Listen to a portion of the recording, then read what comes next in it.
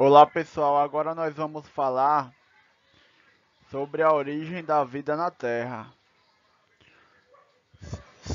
A explicação segundo a ciência, né? Porque no caso da biologia, a gente estuda a explicação da origem da vida segundo a ciência. Primeiro, vamos falar da, da origem do universo e do sistema solar. A principal teoria mais aceita atualmente pela comunidade científica sobre a origem do universo é a teoria do Big Bang, ou teoria da grande explosão. Essa teoria é a explicação científica para a origem do universo.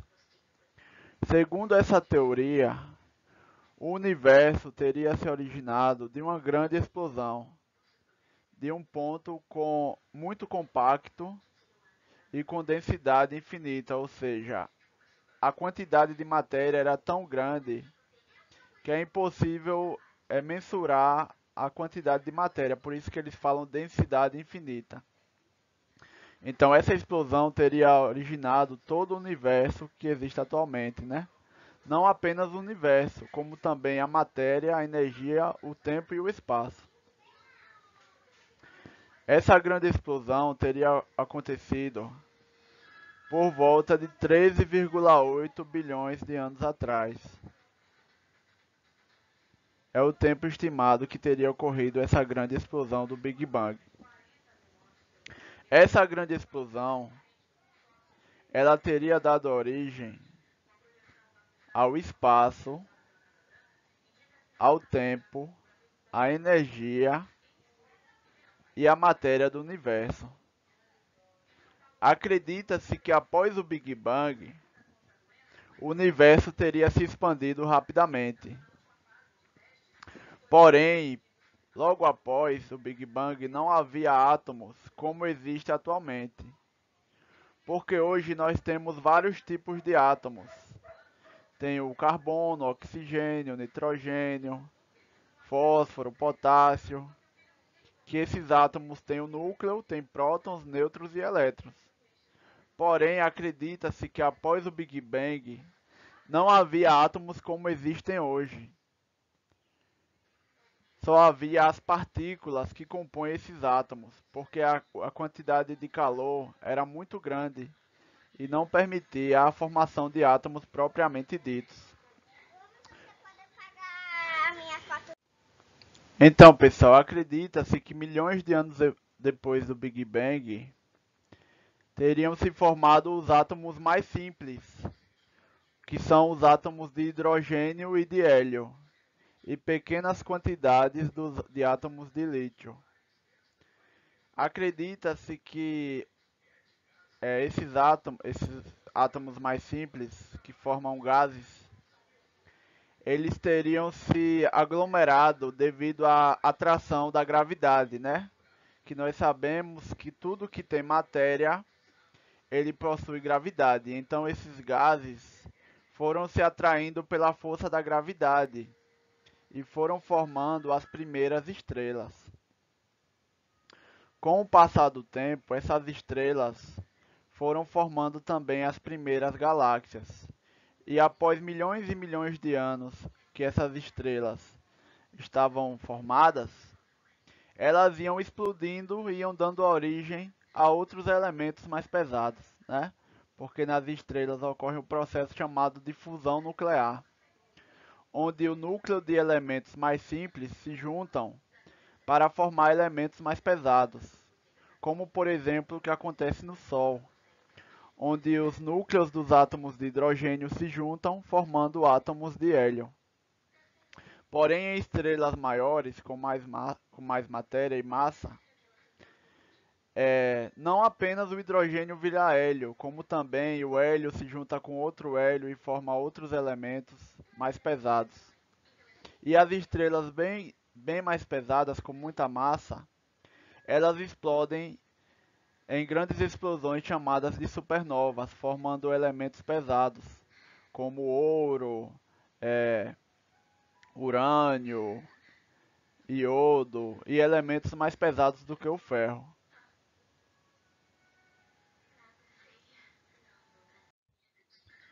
No caso do sistema solar, ele teria se originado por volta de 4,6 bilhões de anos atrás. A principal teoria aceita atualmente sobre a origem do sistema solar é que ele teria se originado a partir de uma nebulosa.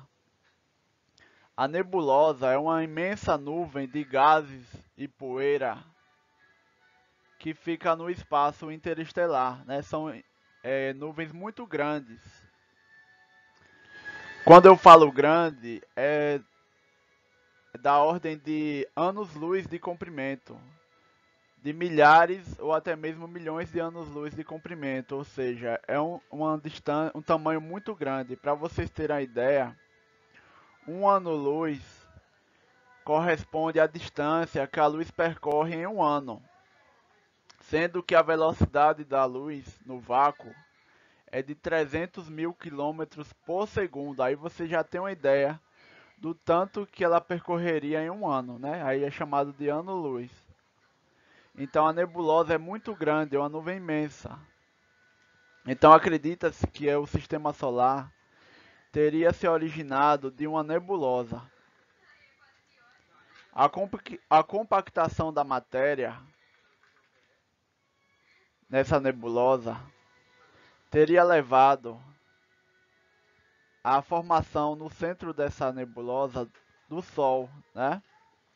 Porque o Sol ele é uma estrela e para uma estrela se formar, ela precisa de muita matéria. Aí o que é que acontece?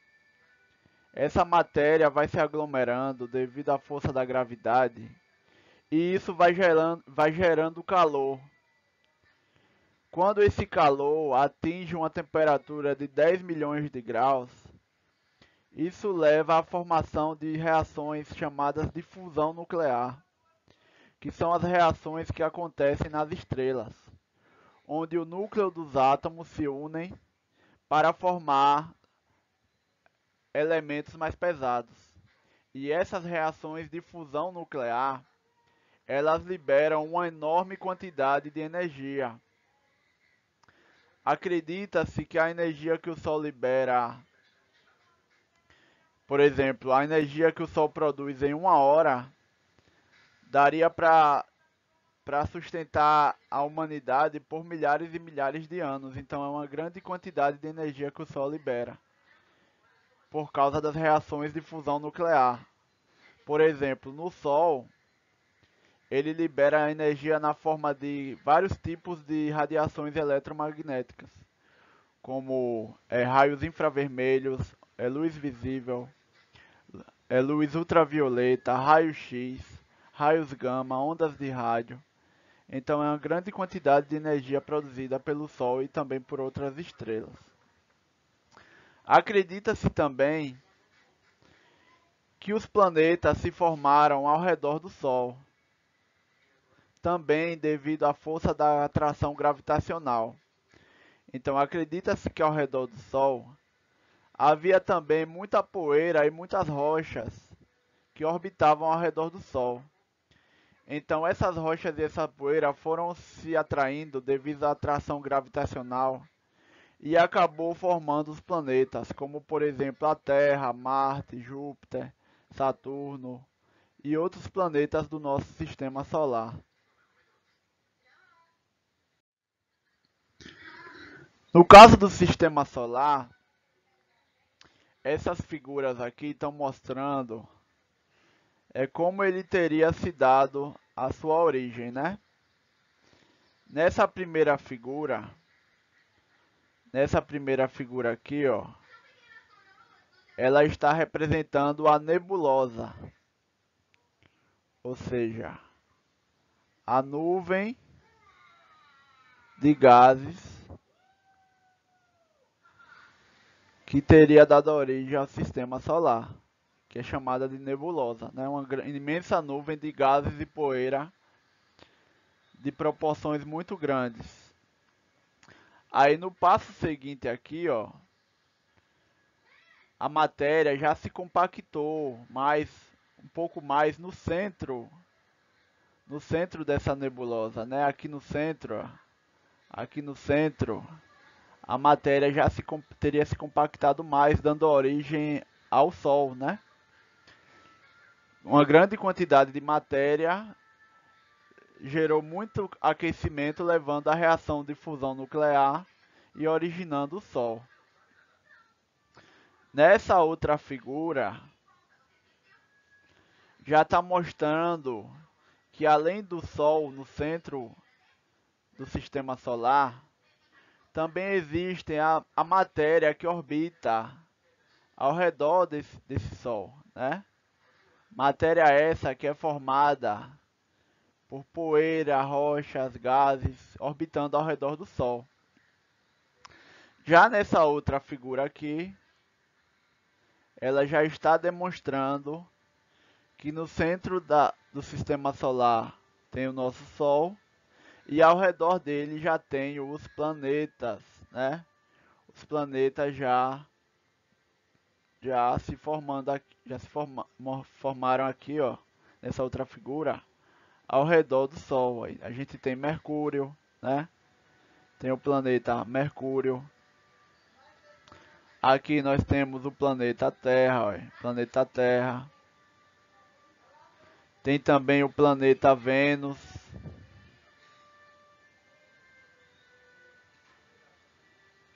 Tem também o planeta Marte.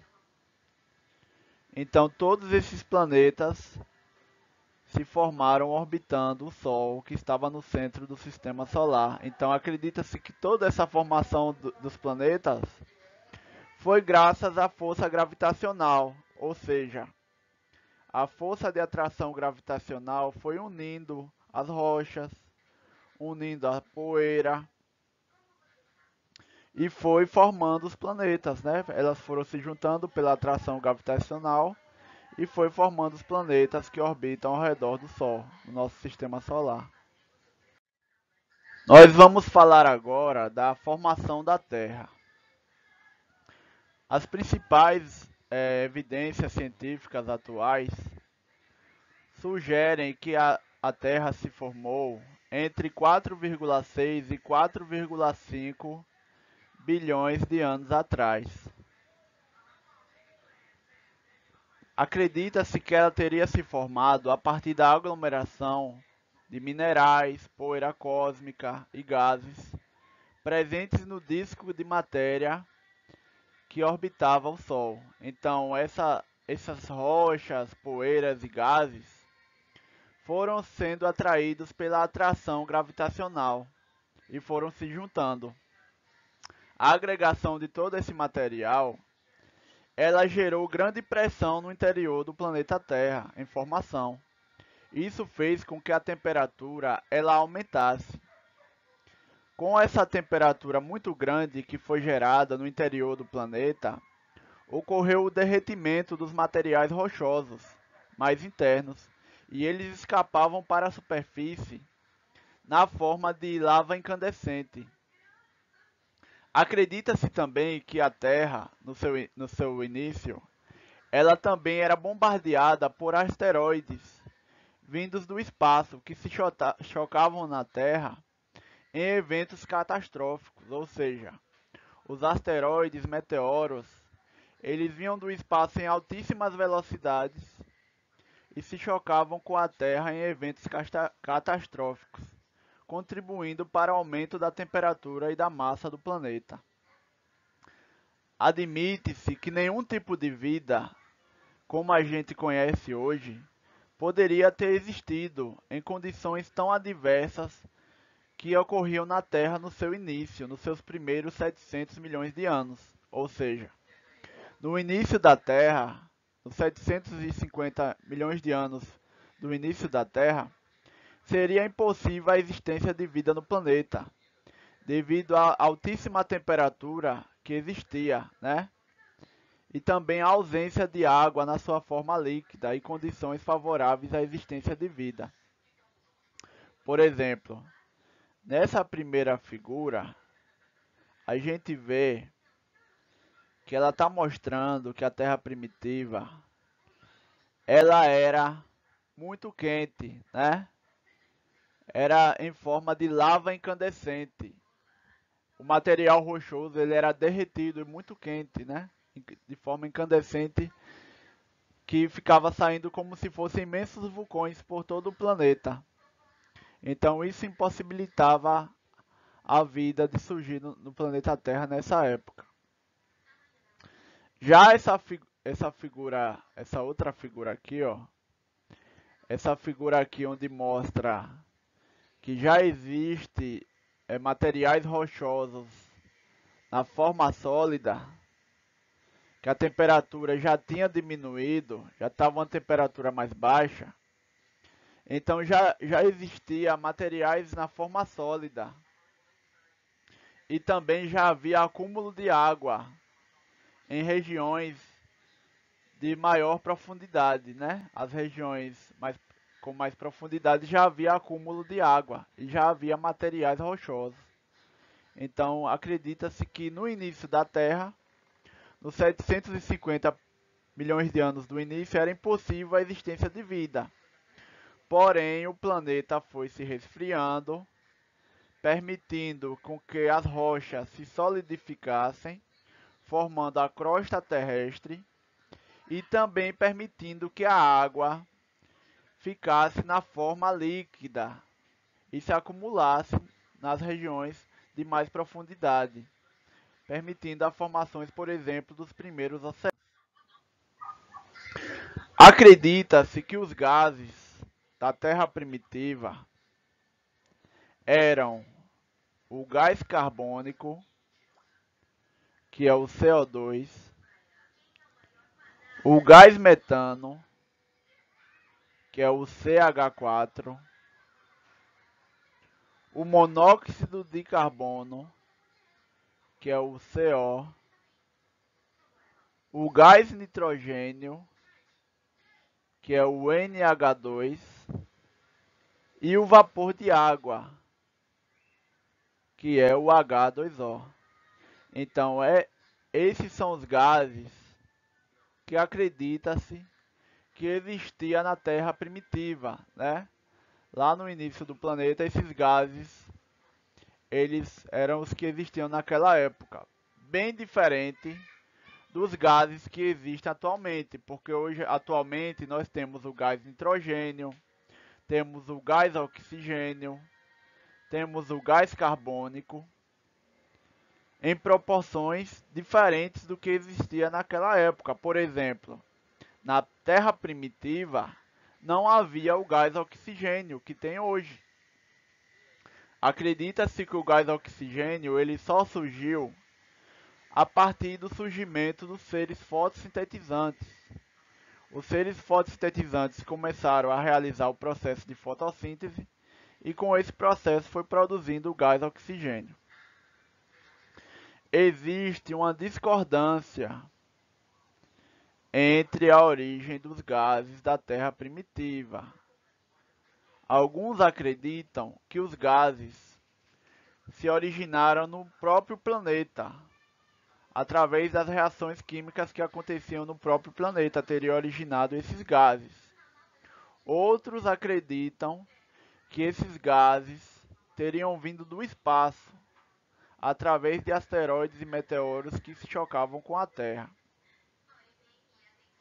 Com o passar do tempo, a superfície do planeta ela foi esfriando. Então a superfície do planeta foi esfriando, permitindo a formação da crosta terrestre, ou seja, as rochas que no início elas eram na forma líquida, ou seja, na forma de lava incandescente, com o resfriamento do planeta, elas puderam se tornar sólidas, permitindo a formação da crosta terrestre. Acredita-se também que tempestades torrenciais elas ocorreram durante milhões de anos. Por quê? Porque a Terra era muito quente. Então a água ela evaporava. Quando a água chegava em altitudes elevadas, ela esfriava e se condensava, e o vapor se tornava água líquida. E essa água líquida caía na forma de chuva. Porém, quando essa chuva caía na superfície do planeta, as altas temperaturas faziam com que a água se evaporasse novamente. Então era um processo cíclico, né? Nesse processo de evaporar e chover, teria ocorrido tempestades durante milhões de anos no início do planeta Terra. A partir de determinado momento, a superfície da Terra ela já havia esfriado o suficiente para que a água pudesse ficar na forma líquida e que ela pudesse se acumular em depressões na crosta terrestre, dando origem a regiões alagadas que eram os precursores dos oceanos. Então, as áreas alagadas que eram precursoras dos oceanos. Então, com o passar do tempo, né, milhões e milhões de anos, a Terra teria se resfriado cada vez mais, permitindo que a água ficasse líquida e se acumulasse nas depressões da crosta, originando os precursores dos oceanos. Esses precursores dos oceanos teria sido o lugar onde a vida teria se originado, né? Apenas com o resfriamento do planeta e originando os primeiros oceanos, só nesse momento é que poderia se originar a vida.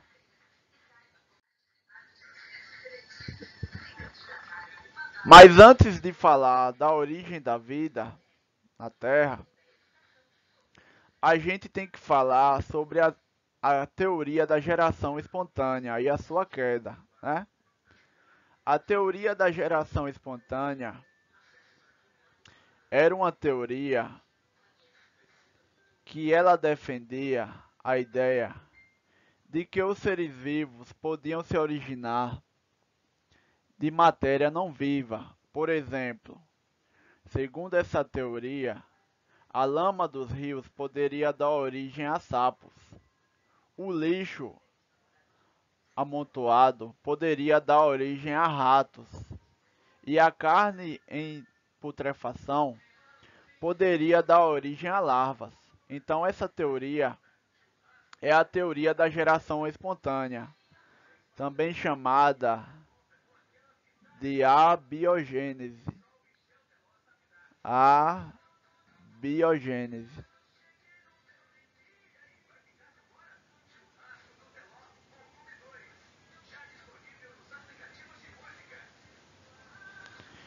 Então, essa teoria da geração espontânea ou a biogênese, ela era muito difundida até meados do século XVII, porque nessa época a ciência ainda não tinha avançado o suficiente para que as pessoas deixassem de acreditar nessa ideia. Então, essa ideia da teoria da geração espontânea, ela admitia que os seres vivos podiam se originar de matéria sem vida, né?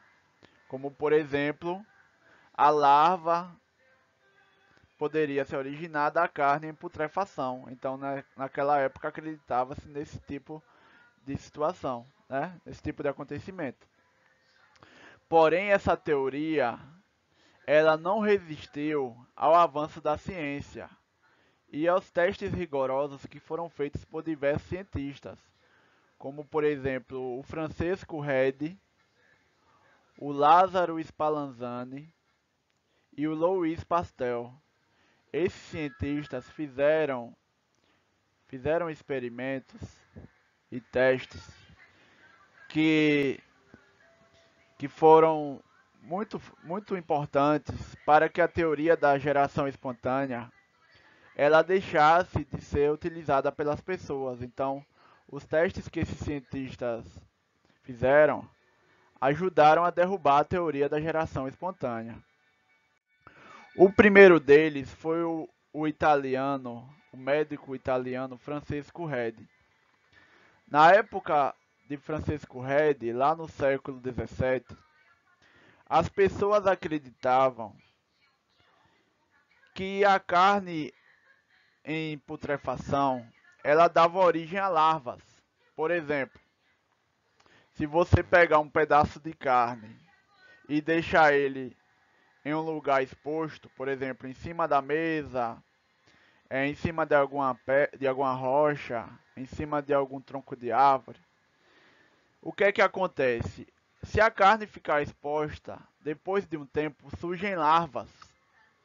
E as larvas começam a se alimentar dessa carne. Isso também acontece em animais mortos, ou seja, tem um animal morto, um cachorro morto, um animal morto. Depois de um tempo ele fica cheio de larvas. E essas larvas começam a comer essa carne. Na época de Red, as pessoas acreditavam que essas larvas surgiam da própria carne. Só que Red não acreditava nisso. Red acreditava que as larvas elas vinham das moscas. Ele teve essa ideia quando ele leu o livro Ilíada, que é um poema épico grego que fala da guerra de Troia. Então, nesse poema grego épico Ilíada, um dos personagens ele pede que o outro cubra o corpo de um dos amigos dele que está morto, para que as moscas não dêem origem a larvas. Então, baseado nesse trecho do poema épico Ilíada, Red teve a ideia de que as larvas, na verdade, elas vinham das moscas e que os gregos já sabiam disso lá há muitos anos atrás, né, há séculos atrás, os gregos já sabiam disso. Então ele realizou um experimento para poder comprovar que as larvas vinham das moscas. Que experimento foi esse? É esse experimento que tem aí na figura. Nesse experimento, alguns frascos eles foram vedados com uma tela muito fina. E dentro desses frascos havia peixes, carnes. Porém, nos frascos fechados, as moscas não conseguiam entrar.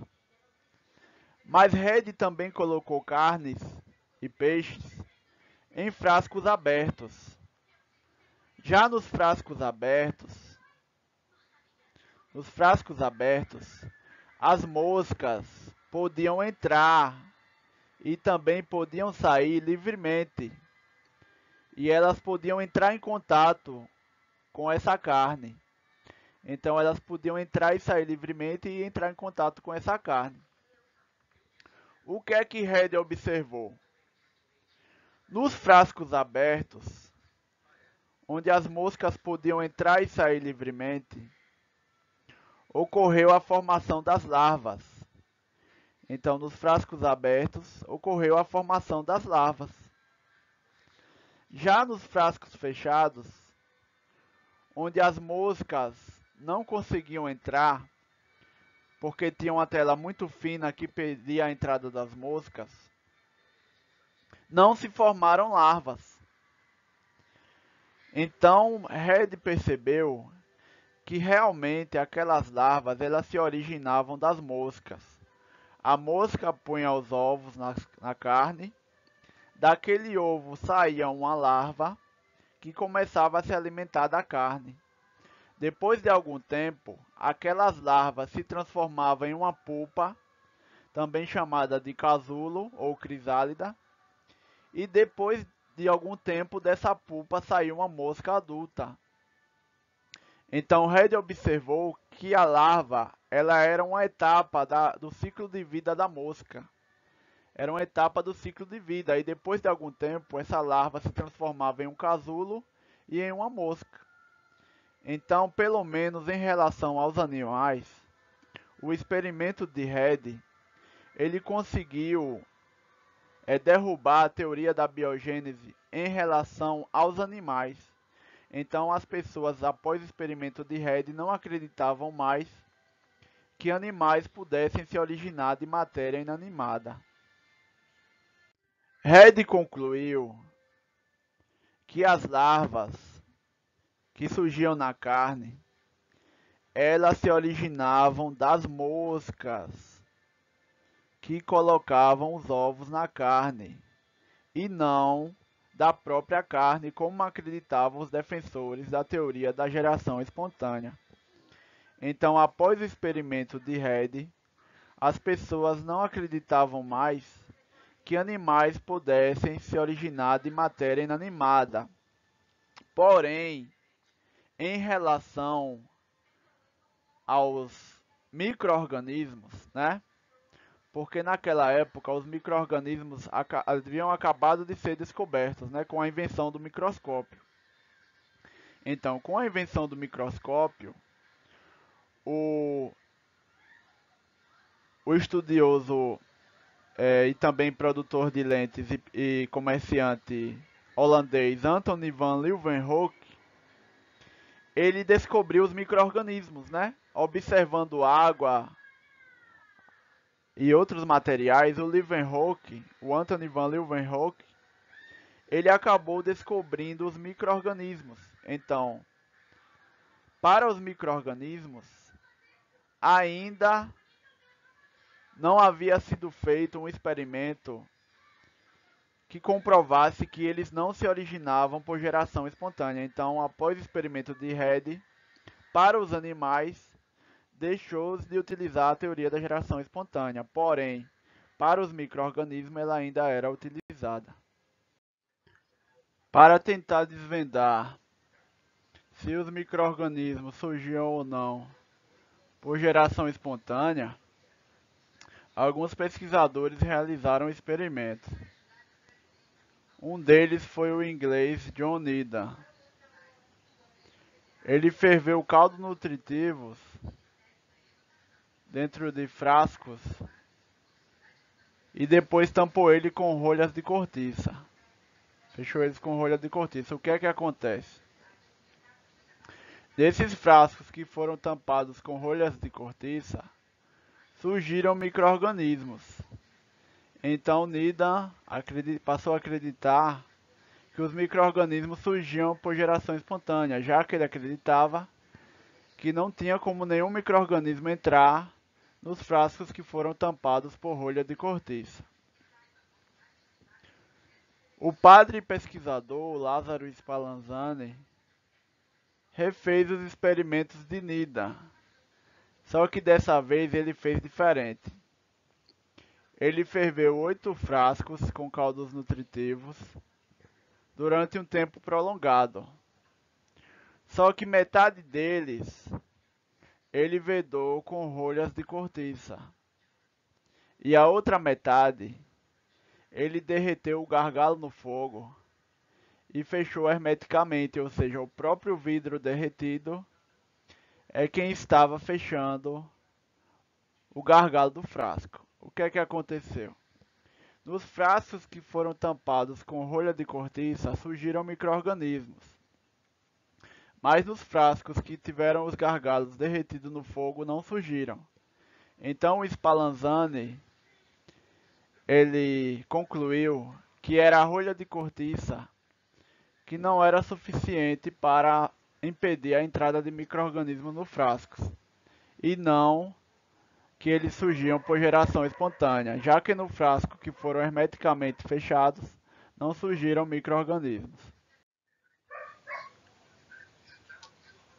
Porém, o Needham argumentou que a fervura prolongada do caldo teria destruído uma suposta força vital que haveria capaz de originar vida. Aí o que é que o Spallanzani fez? O Spallanzani ele quebrou o gargalo dos frascos. Ele quebrou esses gargalos. Aí o que é que acontece? Após ele quebrar o gargalo dos frascos, o frasco ficou cheio de micro-organismos. Só que o Needham contra-argumentou, dizendo que ao quebrar o gargalo do frasco, a força vital teria entrado novamente no frasco, que ela estaria presente no ar e teria entrado novamente nos frascos. Porém, o Spallanzani não foi capaz de elaborar outro experimento capaz de refutar o argumento do Nida. Então, ainda não estava resolvida a questão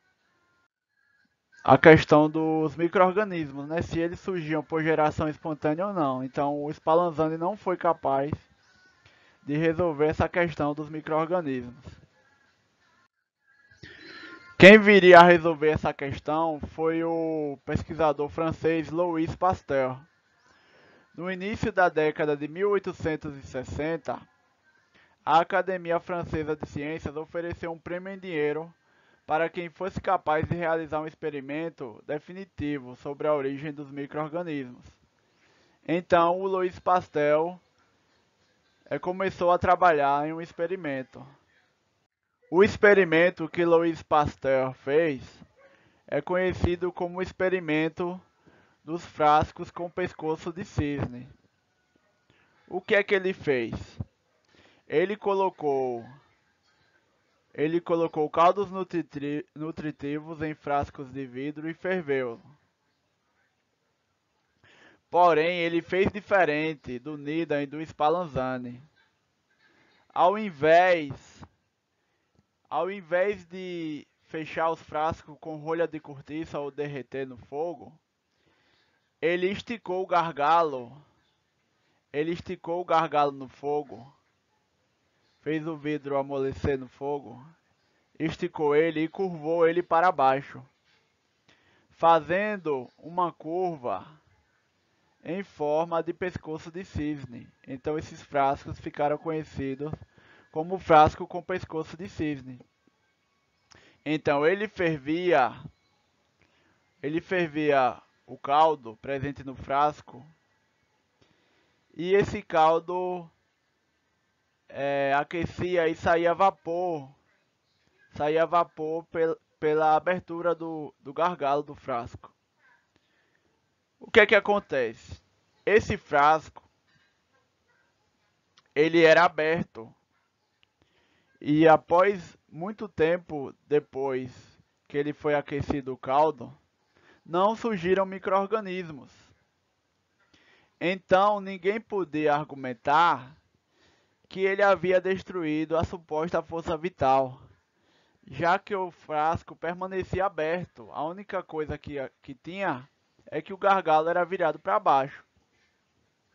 Então, o Louis Pasteur quebrou o gargalo do frasco e após ele quebrar, depois de algum tempo, surgiram micro-organismos. Mas enquanto o gargalo estava intacto, não surgiram micro-organismos durante muito tempo. Então o Louis Pasteur concluiu que os micro-organismos que surgiam no caldo, eles estão presentes no ar. E quando esses micro-organismos entram em contato com caldos nutritivos, ou alimentos, ou qualquer matéria orgânica que possa servir de nutriente para eles, eles começam a se desenvolver e a se multiplicar. Então, dessa forma, ele conseguiu resolver a questão dos micro-organismos. Ele comprovou que os micro-organismos não surgem por geração espontânea, mas sim que eles surgem a partir de micro-organismos pré-existentes que estão presentes no ar. Então, o Louis Pasteur ele teve um grande mérito, porque ele foi capaz de resolver essa questão da geração espontânea. Foi ele o responsável por derrubar a teoria da geração espontânea. Então, o Louis Pasteur foi um grande pesquisador e ele é sempre lembrado pelas pesquisas que ele fez e pela contribuição que ele teve com a ciência. Depois nós vamos ver as teorias sobre a origem da vida. pois nós vemos até agora que a teoria da geração espontânea ela conseguiu ser derrubada graças ao experimento de Louis Pasteur.